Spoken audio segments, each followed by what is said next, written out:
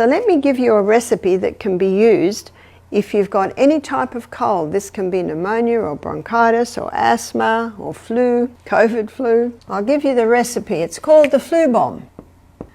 And it has 6 main ingredients in the Flu Bomb. It has garlic. How much garlic? As much as you dare. Maybe for a child you'll do a little clove, maybe for an adult that's about a middle-sized clove there. And you crush it. Ginger. And for ginger it's about a quarter of a teaspoon of finely grated or very finely chopped ginger. Eucalyptus oil. Eucalyptus oil, 1 drop. There's a definite measurement for this one.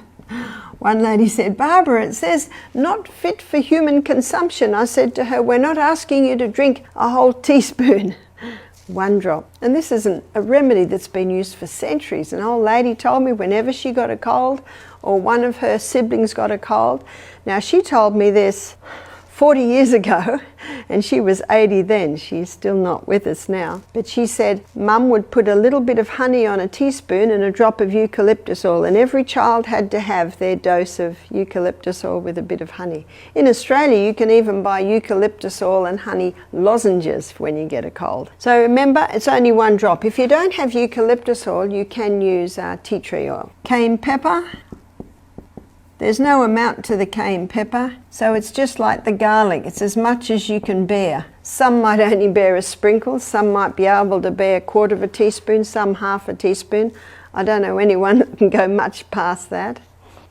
Lemon, the juice of a lemon, and 1 teaspoon of honey. This is the Flu Bomb. And to this, you add approximately 1/3 of a cup of hot water. If someone has a flu or cold or of any type, sinus, any problem in the respiratory organs, the dose is to take 1 of these 3 times a day. Usually by the 3rd or 4th day, the cold has absolutely resolved itself or it's on the tail end. You can start taking that at any point. There's your antibiotic. It's a potent one. What about a baby? You can't give that to a baby. Can't give that to a small one. But what you can do, you can finely slice the garlic, which I'm doing now, and you can place it in a little cloth and bind it to the bottom of their feet. So I cut up a cloth like this, and the fine slices can be placed on the cloth, and then that can be covered over, because we do not want the garlic slices to touch the bottom of the feet because it can cause a blister. The onion will not, but the garlic will. And then we're just pretending my fingers are the bottom of the feet again, and you bind it to the bottom of the feet, and then you can put the sock on or the little bootie on. Or my son James, when he was 3, he used to get quite chesty.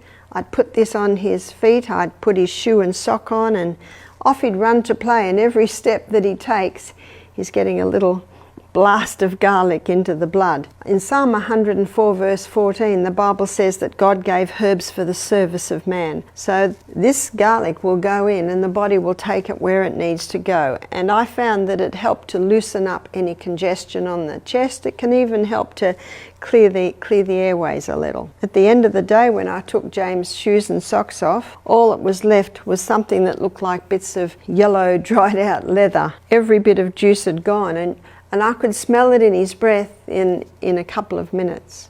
Only takes 1 minute for 1 drop of blood to go around your whole body.